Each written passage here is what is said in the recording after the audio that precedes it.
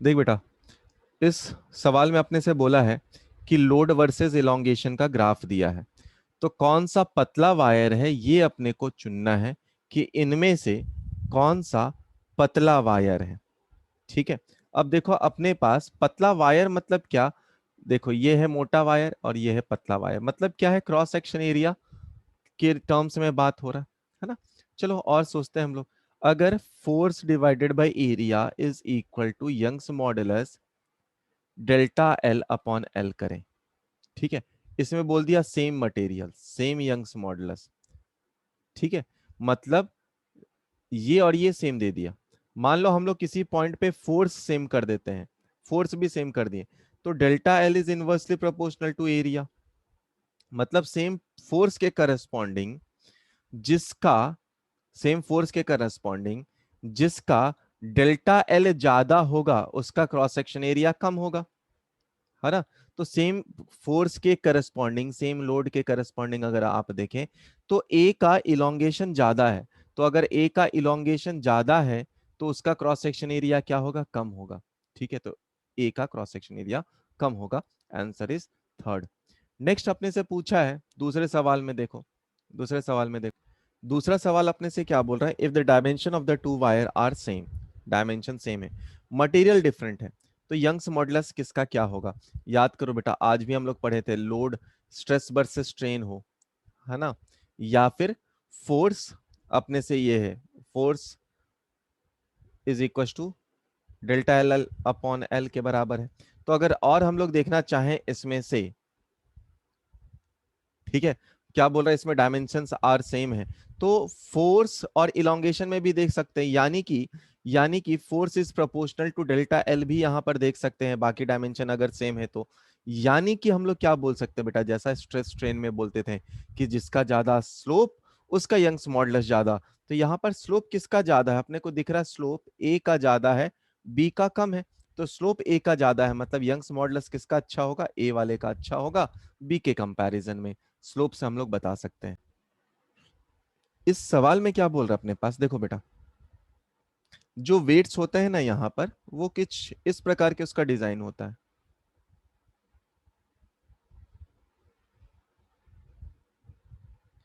यहाँ पे ग्रुप्स बने होते हैं सो दैट आप इसे अटैच कर सके, ग्रुप्स जैसे होते हैं, इस टाइप का ये बना होता है। आप इसको इसमें ले जाकर इस वाले पार्ट को इसमें लगाते हैं तो फंस जाता है वो, और नीचे वायर में ऐसा स्टैंड जैसा हल्का छोटा सा रहता है। तो आपने पहले को रखा फिर दूसरे को रखा, ठीक है, तो इसमें क्या बोला है, जब आपने M1 को हैंग किया तो लेंथ L1 बन रहा, जब M2 और M1 दोनों को हैंग कर दिया तो लेंथ L2 बन रहा है, फाइनल लेंथ। अब याद करो बेटा, हम लोग इस बात को और अच्छे से लिख सकते हैं, है ना।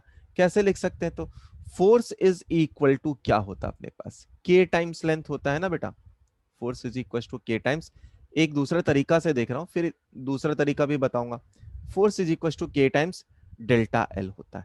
तो इस पे क्या नेचुरल लेंथ, इसका इनिशियल लेंथ पूछा, फोर्स की जगह पे क्या है अपने पास पहले m1 into ji is equal to के टाइम्स ऑफ, क्या लिख सकते हैं बेटा, L1 minus L naught, L naught ही अपने को निकालना है, ठीक है, डिवाइडेड बाय दूसरे दूसरे टाइम में हम लोग क्या कर देंगे, m1 प्लस m2 दोनों को लगा दिया है into ji is equal to के times of L2 minus L naught, दोनों को डिवाइड कर दो, दोनों को डिवाइड कर दो, एल नॉट निकाल लो, तो m1 upon m1 plus m2 ये आ गया, यहां पे आया अपने पास L1 minus L not upon L2 minus L not.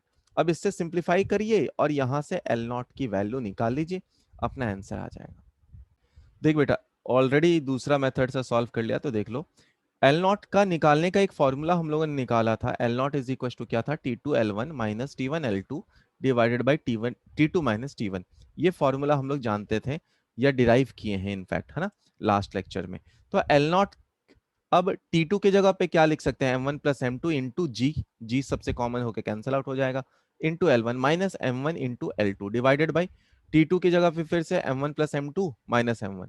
अब यहां से सिंप्लीफाई करो, M2 सिर्फ बाकी रह गया तो डिवाइड कर दो, यहाँ पे क्या बच गया, M1 upon M2 plus M2 by M2 1 हो गया, L1 माइनस इधर बच गया M1 अपॉन M2 L2। अब M1 अपॉन M2 को कॉमन ले लो तो ये आ जाएगा L1 minus L2 plus L1, तो डायरेक्टली निकाल सकते हैं ये दूसरा तरीका से।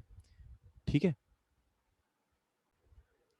इस क्वेश्चन में देखो बेटा क्या बोल रहा है ना, कैमरा ऑफ कर दिया तो दिखेगा ज्यादा क्वेश्चन। स्फेरिकल बॉल है जो कॉन्ट्रैक्ट करता है कितना, 0.01% से। अच्छा, यानी डेल्टा वी बाई वी का वैल्यू दिया है अपने पास 0.01%। अच्छा, when subjected to normal pressure delta P की वैल्यू दिया हुआ है 10 का पावर 100 एटमॉस्फेरिक प्रेशर, यानी 10 इंटू 10 का पावर 5। ठीक है, ये अपने को पता है। अब आपसे पूछा गया क्या है, आपसे पूछा गया क्या है, आपसे पूछा गया है बल्क मॉडुलस। अच्छा, बहुत अच्छी। तो हम लोग बल्क मॉडुलस को अगर देखें बेटा तो B इज इक्वल टू क्या होता था, delta V, delta P by delta V by V with a minus sign, है ना। Pressure upon volume strain. बिल्कुल, तो यहाँ पे माइनस डेल्टा P की वैल्यू कितनी है अपने पास, 10 का पावर 7, है ना। एक्चुअली में जो प्रेशर होता है 1 एटमॉस्फेरिक 1.01 होता है, हम लोग 1 लेकर ही चल रहे हैं, divided by delta V by V की वैल्यू अपने पास कितनी है, 0.01%। परसेंट को हटा दिया तो यहां पर कितना आ गया अपने पास, 100। इसको पॉइंट को भी हटा देंगे तो नीचे 2 जीरो और आ जाएगा, यानी 10 का पावर 4 आ जाएगा। तो इसकी वैल्यू आ गई 10 का पावर 4, 1/10 का पावर 4, है ना, 1/10 का पावर 4। ये ऊपर चला जाएगा तो ये आ जाएगा बल्क मॉडुलस कितना अपने पास, 10 का पावर 11। ठीक है, आया। इस सवाल में बल्क मॉडुलस अपने पास दे रखा है ना, बल्क मॉडुलस दे रखा है, बल्क मॉडुलस दे रखा है, इनिशियल डेंसिटी दे रखा है, प्रेशर दे रखा है। अब डेंसिटी के टर्म्स में क्या होगा, याद कर बेटा, बल्क मॉडुलस क्या है, pressure divided by delta V by V. तो डेंसिटी के टर्म्स में क्या लिख सकते हैं, mass is equal to density into volume होता है, मास कांस्टेंट है। तो delta V by V with a minus sign अगर आप लिखें तो ये डेल्टा पी बाई पी के बराबर हो जाएगा, क्योंकि मास कांस्टेंट है ना। तो हम लोग यहाँ पर ये माइनस साइन रहता था, तो bulk modulus is equal to हम लोग लिख सकते हैं क्या, P divided by delta rho by rho. तो चलो इसको सिंप्लीफाई करना स्टार्ट करते हैं और अपना आंसर निकालते हैं। तो delta rho by rho is equal to pressure, pressure दिया हुआ अपने पास, तो 2 इंटू 10 का पावर 8 डिवाइडेड बाई 8 इंटू 10 का पावर 9। ठीक है, अब यहां पर भले ही यूनिट चेंज है लेकिन यूनिट में कोई फर्क नहीं पड़ेगा क्योंकि कैंसल आउट कर देगा, तो आप एज इट इज रख सकते हैं। जब ग्राम पर सीसी को केजी पर मीटर क्यूब में भी कन्वर्ट करें तो कांस्टेंट टर्म आकर बाहर कैंसल आउट हो जाएगा। ठीक है, तो अपने पास इनिशियल डेंसिटी दे रखा है, तो इसको हम लोग क्या लिख सकते हैं, density final minus 11.4 divided by 11.4 is equal to, यहां से सिंप्लीफाई कर लीजिए तो ये 2 से तो कट जा रहा है ना, 2 से कट जा रहा, तो यहाँ पर आ जाएगा कितना, 1/4, और यहाँ पर सिर्फ 10 बाकी रह जाएगा। ठीक है, अब इसको सिंप्लीफाई कर लीजिए, रो एफ की वैल्यू निकाल लीजिए, ये आपको पता चल जाएगा, आएगा आंसर 4th। ट्राई कर लीजिए इस सवाल को। देखो बेटा, इस सवाल में क्या क्या दिया है, यहाँ पे बोला है यंग्स मॉडुलस दिया हुआ अपने पास 2.4 times of modulus of rigidity and Poisson ratio. तो तीनों में रिलेशन हम लोग निकाले थे, Young's modulus is equal to 2 times modulus of rigidity 1 plus sigma, या फिर पॉइजन रेशियो हम लोग लिखे थे ये। तो 2.4 times of modulus of rigidity G is equal to 2g 1 plus sigma. तो इसको सिंप्लीफाई कर लीजिए, ये 1.2 आया is equal to 1 plus sigma, तो यहां से सिग्मा की वैल्यू आ गई 0.2, सेकेंड ऑप्शन। देख बेटा अपने पास क्या बोल रहा, इस सवाल में, पहले सवाल में, कि ब्रेकिंग स्ट्रेस ऑफ एल्युमिनियम दिया है, तो कितना लेंथ का वायर इस पे हैंग हो सकता है। ठीक है, तो याद करो बेटा, अगर हम लोग देखें कितने लेंथ का वायर इस पे हैंग कर सकते हैं सो दैट ये टूटे नहीं, तो ब्रेकिंग स्ट्रेंथ अगर, या ब्रेकिंग स्ट्रेस देखें, स्ट्रेस क्या होता है अपने पास, फोर्स अपॉन एरिया, है ना।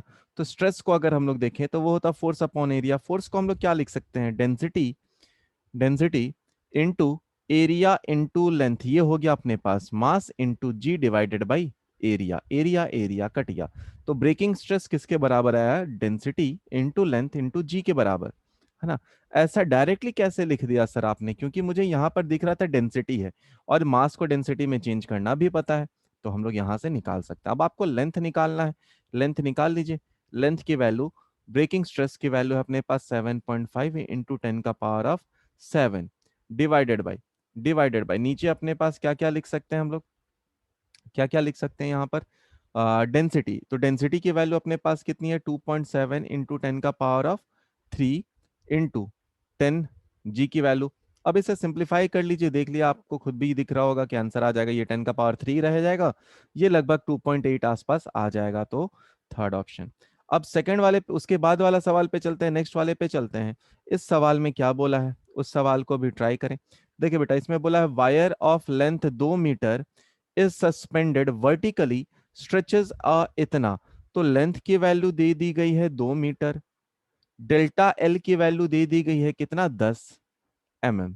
तो इसी को सिंप्लीफाई यहां पे कर ही लो, तो 10⁻⁻2 मीटर आ जाएगा, क्योंकि 1 mm होता है 10⁻⁻3। अब क्या बोला है मास, तो फोर्स अपने पास आ गया कितना 100 kg, 100 न्यूटन के बराबर। Then elastic potential energy gain by wire U is equal to क्या होता है, half into force into delta L elongation. तो लिख देते हैं हाफ, फोर्स की वैल्यू है 100, डेल्टा एल की वैल्यू है -10⁻²। आई गेस ये चला गया तो आ गया 1/2 या फिर 0.5 जूल के बराबर, यानी फर्स्ट ऑप्शन। देख बेटा, सबसे पहला सवाल जो है अपने पास, इसमें बोला है elongation due to, elongation of rod due to its own weight, तो ये हम लोग ऑलरेडी कर चुके हैं, इसलिए इसको मैं नहीं बता रहा। नीचे वाले सवाल पे आ जाओ, इसमें बोला है solid sphere of radius R made up of material of bulk modulus. तो जैसे ही बल्क मॉडुलस देखते हैं, अपने दिमाग में सबसे पहले यही बात आ जाना चाहिए, डेल्टा वी बाई वी के बराबर, या आप लिख सकते हैं क्या, delta V by V is equal to P by B with a minus sign. अच्छा, a massless piston of area A float on the surface of liquid, ठीक है, सराउंडिंग, वापस से पढ़ते हैं, एक सॉलिड स्फीयर है जो made up of material bulk modulus इतना surrounding by liquid in a container. अच्छा, तो अपने पास कंटेनर है, कंटेनर में कोई लिक्विड है और उस लिक्विड में एक सिलेंड्रिकल ऑब्जेक्ट रखा हुआ है, सिलेंड्रिकल कंटेनर है, ठीक है। अच्छा, जिसके ऊपर एक पिस्टन रख दिया गया जिसका एरिया ए दिया है, अब एरिया दिया है ए, बहुत अच्छा। Find the fractional decrease in the radius of sphere when a mass m is placed. अच्छा, अगर कैपिटल M यहां पर रखा गया है बेटा, तो इसके कारण क्या होगा, प्रेशर आएगा, प्रेशर कितना हो जाएगा mg/a के बराबर आ जाएगा प्रेशर, mg/a के बराबर आ जाएगा प्रेशर, ठीक है। चलो अब हम लोग देखते हैं, सिंप्लीफाई करते हैं। देख बेटा, यहाँ पर रेडियस अपने को बोला है, अपने को पता है डेल्टा v/v किसके बराबर होता है, ये होता है 3 टाइम्स डेल्टा r/r।